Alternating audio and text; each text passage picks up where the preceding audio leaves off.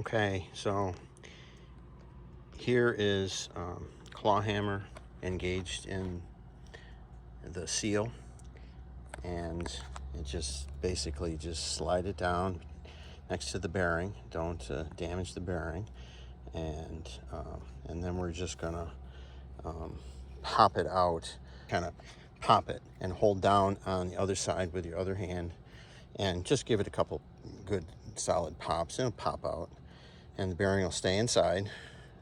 And that's where you want it. You don't want it to fall out, and in this case, in the sand, that would be maybe not good. So it just took one good solid shot, holding down with one hand, and then popping that claw hammer handle, and seal popped right out. So now I'll go ahead and clean everything up, and I'm using paper towels. That's something you have, right? You can use a seal puller if you so desire, if you want to go out and buy one, if you don't have it. But you know, like I say, the claw hammer works just fine, not an issue. Okay, so I've got it all wiped out, clean in the inside.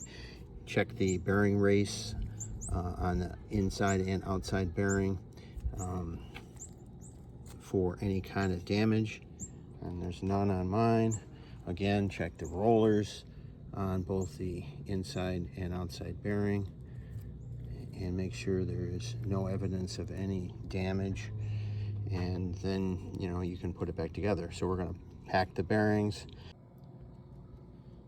Okay, so I've got the bearings packed, and I put a little coating on the outside, but that's not what's critical. The critical part is having the grease push through between all the rollers as you pack it. And I put a little extra grease on the race, and I'll put the bearing in there and turn it.